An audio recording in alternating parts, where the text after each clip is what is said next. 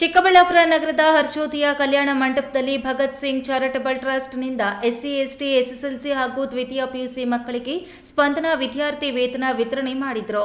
ಕಾರ್ಯಕ್ರಮ ಉದ್ಘಾಟನೆ ಮಾಡಿ ಮಾತನಾಡಿದ ಸುಪ್ರೀಂ ಕೋರ್ಟ್ ನಿವೃತ್ತ ನ್ಯಾಯಮೂರ್ತಿ ವಿ. ಗೋಪಾಲಗೌಡರು, ಮಕ್ಕಳು ಪುಸ್ತಕದ ಬದನೆಕಾಯಿಗಿಂತ ಲೋಕಜ್ಞಾನದ ಬಗ್ಗೆ ಗಮನ ಹರಿಸಬೇಕಿದೆ.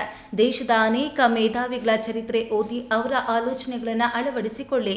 ಕಷ್ಟಪಟ್ಟು ಓದಿ ಉನ್ನತ ಸ್ಥಾನಕ್ಕೆ ಬನ್ನಿ. ನೀವು ಸಹ ಸಂದೀಪ್ ರೆಡ್ಡಿ ಅವರಂತೆ ಸಮಾಜಕ್ಕೆ ಸೇವೆ ಸಲ್ಲಿಸುವ ಸೇವಕರಾಗಿ. ಜಾತಿ, ಮತ, ಪಂಥಗಳಿಂದ ಮನುಷ್ಯರ ಮಧ್ಯೆ ಬೇಸುಗೆ ಆಗುವುದಿಲ್ಲ. ಜಾತ್ಯತೀತ ಮನೋಭಾವಗಳನ್ನು ರೂಢಿಸಿಕೊಳ್ಳಬೇಕು ಎಂದರು.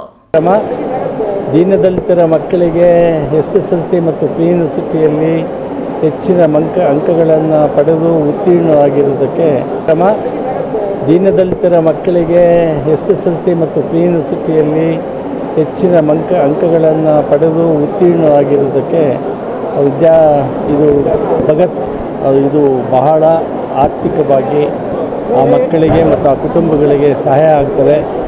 ಒಳ್ಳೆಯ ಕೆಲಸ ಸಂದೀಪ್ ರೆಡ್ಡಿ ಅವರು ಮಾಡ್ತಾಯಿದ್ದಾರೆ.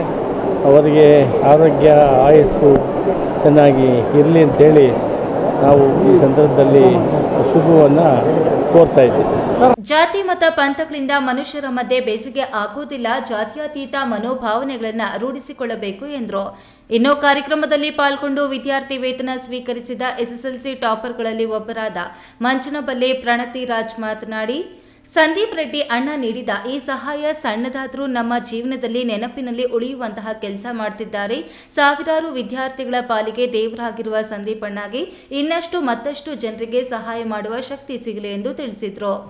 ಚೆನ್ನಾಗಿತ್ತು. ಸಂದೀಪ್ ರೆಡ್ಡಿ ಸರ್ ಅವರು ತುಂಬ ಒಳ್ಳೆ ಕೆಲಸ ಮಾಡಿದ್ದಾರೆ. ಬಡ ಮಕ್ಕಳಿಗೆಲ್ಲ ಪ್ರೋತ್ಸಾಹ ಕೊಡ್ತಾ ಇದ್ದಾರೆ. ಈ ಥರ ಸ್ವಲ್ಪ ದುಡ್ಡು ಕೊಟ್ಟು ಅವ್ರಿಗೆ ವಿದ್ಯಾಭ್ಯಾಸಕ್ಕೆ ವಿದ್ಯಾಭ್ಯಾಸಕ್ಕೆ ಹೆಲ್ಪ್ ಆಗುತ್ತೆ. ಇದೆಲ್ಲ ನನ್ನ SLCಯಲ್ಲಿ ನಾನು 625ಕ್ಕೆ 624 ಅಂಕಗಳನ್ನು ಕೊಟ್ಟಿದ್ದೆ.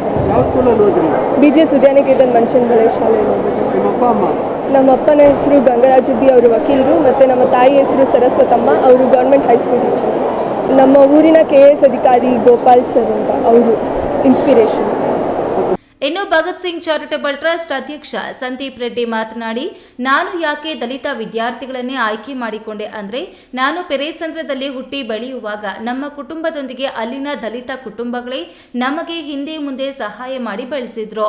ಅದಕ್ಕಾಗಿಯೇ ನಾನೀಗ ಅವರಿಗೆ ಸಹಾಯಕನಾಗಿ ಎಲ್ಲ ಮಕ್ಕಳಿಗೆ ಒಬ್ಬ ಅಣ್ಣನಾಗಿ 3 ವರ್ಷಗಳಿಂದ ಈ ಸಹಾಯ ಮಾಡುತ್ತಾ ಬಂದಿದ್ದೇನೆ. ಇನ್ನು ಈ ವರ್ಷ ದಲಿತರಲ್ಲದೆ ಸವರ್ಣೀಯ ಮಕ್ಕಳನ್ನು ಸೇರಿಸಿಕೊಂಡು ಕ್ಷೇತ್ರದ ಎಲ್ಲಾ ಮಕ್ಕಳಿಗೂ ಪ್ರೋತ್ಸಾಹಧನ ನೀಡುತ್ತಿರುವ ಸಂಸದ ಡಾಕ್ಟರ್ ಕೆ. ಸುಧಾಕರ್ ನಮ್ಮ ಕಾರ್ಯಕ್ರಮ ನೋಡಿ ಸ್ಫೂರ್ತಿಗೊಂಡು ನೀಡುತ್ತಿರಬಹುದು, ಅಥವಾ ಬೇರೆ ಏನೋ ಉದ್ದೇಶದಿಂದ ಇಟ್ಟುಕೊಂಡು ನೀಡುತ್ತಿರಬಹುದು.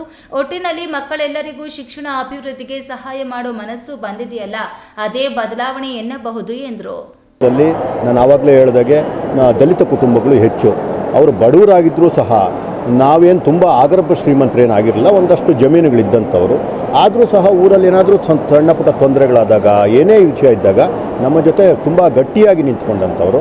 ಅವರಿಂದ ನಾವಿವತ್ತು ಒಂದಷ್ಟು ಕೆಲಸ ಮಾಡೋಕ್ಕಾಯಿತು, ಇವತ್ತು ಒಂದಷ್ಟು ಬೆಳೆಯೋಕ್ಕಾಯಿತು. ಇವತ್ತೇನೋ ಒಂದು ದೇವರು ಒಂದು ಸ್ಥಾನದಲ್ಲಿಟ್ಟಿದ್ದಾಗ ಅವ್ರಿಗೊಂದಷ್ಟು ಕೃತಜ್ಞತೆಯನ್ನು ಸಲ್ಲಿಸುವಂಥ ಕೆಲಸ ಮಾಡ್ತಿದ್ದೀವಿ. ಪೆರೇಸಂದ್ರದವರ ದಲಿತ ಕುಟುಂಬಗಳು ಮಾಡಿದ್ದಕ್ಕೆ ಇಡೀ ಚಿಕ್ಕಬಳ್ಳಾಪುರದ ದಲಿತ ಕುಟುಂಬಗಳ ಜೊತೆ ನಿಂತ್ಕೊಳ್ಳೋವಂಥ ಕೆಲಸವನ್ನು, ಒಂದು ಅಳಿಲು ಸೇವೆಯನ್ನು ಸಲ್ಲಿಸುವಂಥ ಕೆಲಸ ಮಾತ್ರ ಮಾಡ್ತಾಯಿದ್ದೀವಿ. 3 ವರ್ಷ ನನ್ನ ಕೈಯಲ್ಲಿ ಏನಾಗುತ್ತೋ ನಾನು ಮಾಡ್ತಿದ್ದೀನಿ. ಸಂಸದರು ನನ್ನಿಂದ ಸ್ಫೂರ್ತಿ ಪಡೆದಿದ್ದಾರೋ ಅಥವಾ ಸಂಸದರಿಂದನೇ ಅವ್ರಿಗೇನಾದರೂ ಅನಿಸಿ ಮಾಡುತ್ತೋ, ಅದೇನಾದರೂ ಇರಲಿ, ಎಲ್ಲರಿಗೂ ಅವರು ಕೊಡೋವಂತಹ ಕೆಲಸ ಇದೆಯಲ್ಲ, ನಿಜಕ್ಕೂ ಒಳ್ಳೆಯ ಕೆಲಸ.